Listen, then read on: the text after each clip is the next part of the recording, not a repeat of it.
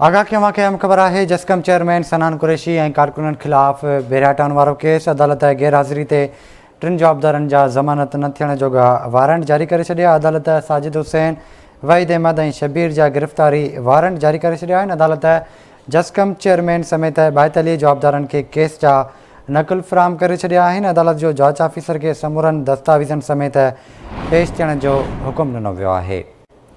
तव्हांखे ॿुधाई पिया ॿुधणी 20 मई ताईं मुलतवी कई वई आहे। जस्कम चेयरमैन सनान कुरैशी ऐं कारकुननि खिलाफ़ बेरिया हटाइण वारो केस अदालत गैर हाज़िरी ते टिनि जवाबदारनि जा ज़मानत न थियण जोगा वारंट जारी करे छॾिया आहिनि। तव्हांखे ॿुधाई पिया अदालत साजिद हुसैन, वहीद अहमद ऐं शबीर जा गिरफ़्तारी वारंट जारी करे छॾिया आहिनि, जॾहिं त अदालत जस्कम चेयरमैन समेत 42 जवाबदारनि खे केस जा नक़ुल फ़राहम करे छॾिया आहिनि।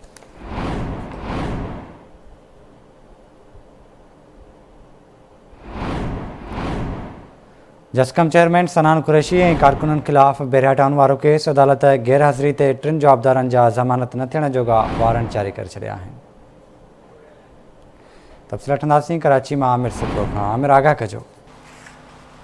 जी बिशारत 6 जून ते जेको सिंध एक्शन कमेटी पारां 15 खां वधीक क़ौम परस्तनि पार्टियुनि बेरिया टाउन जे नाजाइज़नि खिलाफ़ ऐं ज़मीनुनि ते कब्ज़े खिलाफ़ जेको धरणो हुयो, उन में शरपसंदनि पारां जेको नुक़सानु कयो वियो, उन में बेरिया टाउन में जेको आहे जस्कम अॻवान सनान कुरैशी समेत हज़ारे कारकुननि मथां जेको आहे 32 एफआईआर दर्ज कयूं वियूं।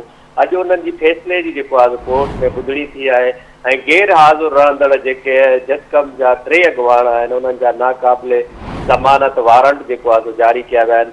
मां तव्हांखे ॿुधाईंदो हलां, सनान कुरैशी पिणु उन्हनि 32 एफआईआर मां जेके 30 एफआईआर उन्हनि में बिल्कुलु क्लियर थी चुको आहे। जेके बेरिया टाउन जे नाजाइज़नि खिलाफ़ सभिनी क़ौम परस्तनि ते एफआईआरूं तक़रीबन ख़तमु थी चुकियूं आहिनि। हीअ 2 एफआईआरूं आहिनि जिन में 3 जवाबदार आहिनि, उन्हनि खे जेको आहे नाक़ाबिले ज़मानत वारंट जारी कया विया आहिनि, जंहिंमें जेको आहे अदालत साजिद, वहीद अहमद ऐं शबीर अहमद जा नाक़ाबिले वारंट जारी कया आहिनि।